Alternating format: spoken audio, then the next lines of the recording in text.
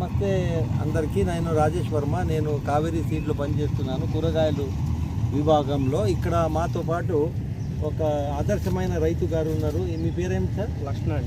మాణిక్యాల లక్ష్మణ్. మాణిక్యాల లక్ష్మణ్. ఏ ఊరు సార్ ఇది? గోగులంపాడు. గోగులంపాడు మండలం, ముస్నూరు మండలం, గోగులంపాడు.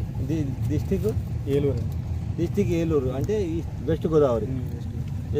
డిస్టిక్ ఇప్పుడు ఏలూరు, మన రాష్ట్రము ఆంధ్రప్రదేశ్. మీకు ఈ హైబ్రిడ్ ఎట్లా కనిపిస్తుంది సార్? ఎట్లున్నది ఈ హైబ్రిడ్? నాకైతే పర్వాలేదండి. ఏం హైబ్రిడ్ ఇది? పేరు హైబ్రిడ్ పేరు కావేరీ జాయ్. కావేరీ జాయ్. అయితే ఏం నచ్చింది మీకు? ఈ కాయ గణపి కాయకి చాలా దగ్గరండి.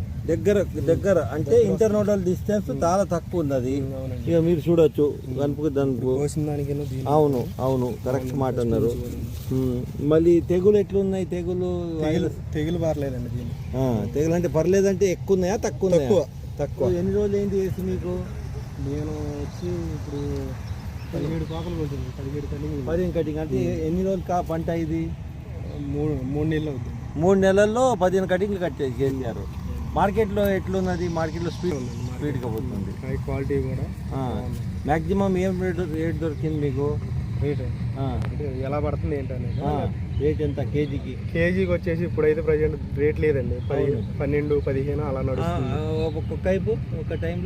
ఒక టైంలో అయితే బాగానే ఉందండి. 20, 25 అలా. ఆ టైంలో వేరే వెరైటీ ఎలా పడింది సార్ రేట్? దానికి దీనికి డిఫరెన్స్? దీనికంటే దాని మీద ఇది కొంచెం 2 రూపాయలు పెరిగింది. ఆ మాట మీరు చెప్పండి. అందరు రైతులకు మీరు వినండి. సార్ చెప్తున్నారు లక్ష్మణ్ గారు, అన్నిటికన్నా ఇది 2 రూపాయలు ఎక్కువ దిగుబడి పడింది. అది 2 రూపాయలు కేజీ ఎక్కువ రేటు పడింది. మీద కూడా ఆ వెరైటీల మీద కూడా దిగుబడి బాగా వస్తుందండి.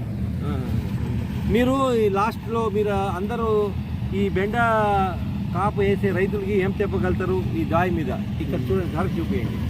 ఇప్పుడు ఇక్కడ వాడే రకాలన్నింటిలో కూడా ఈ కావేరీ జాయ్ అన్నది బాగుందండి. Quality okay. ఎందుకు వేయాలి రైతులు దీనికి? దిగుబడి బాగా వస్తుందండి. దిగుబడి బాగా వస్తుంది.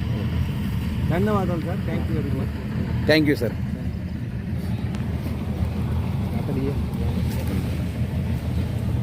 అయితే సార్